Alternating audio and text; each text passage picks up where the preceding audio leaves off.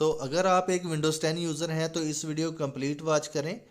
आज की इस वीडियो में हम जानेंगे किस तरह हम अपने ऐप्स को मैनेज कर सकते हैं अपने कीबोर्ड के साथ। तो सबसे पहले हम अपने ऐप्स को जो भी हम रूटीन में ऐप यूज़ करते हैं इनको टास्क बार पर पिन कर लेंगे। तो वन बाय वन करके हम इसको पिन कर लेते हैं और यहाँ पर हम अपने ब्राउज़र को भी पिन कर लेते हैं।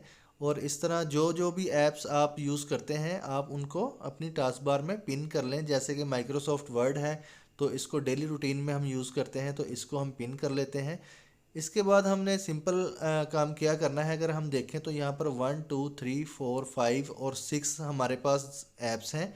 तो हम इन ऐप्स को कीबोर्ड की मदद से या कीबोर्ड की हेल्प से इनको ओपन कर सकते हैं।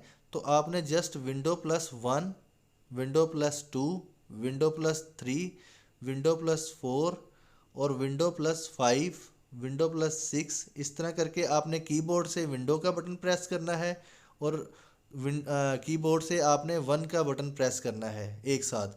तो आपका जो भी ऐप जौन से नंबर पे है वो ओपन हो जाएगा। उम्मीद है कि आपको ये बात समझ आ गई होगी कि किस तरह हम अपने तमाम ऐप्स को ओपन कर सकते हैं वन बाय वन करके।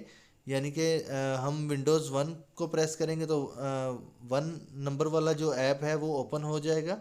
अगर हम माइक्रोसॉफ्ट वर्ड को ओपन करना चाहते हैं तो ये 3rd नंबर पे है, तो विंडो+3 को प्रेस करेंगे तो हमारे पास जो वर्ड की फ़ाइल है वो ओपन हो जाएगी हमारे पास।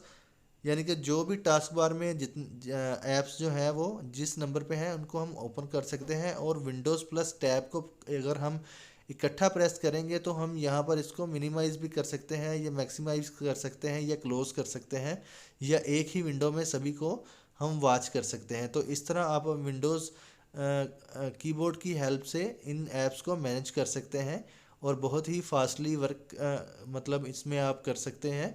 तो अपने कीबोर्ड से आप इसको टिप्स एंड ट्रिक के ज़रिए यूज़ कर सकते हैं, मिनिमाइज़ कर सकते हैं, क्लोज़ कर सकते हैं, ओपन कर सकते हैं।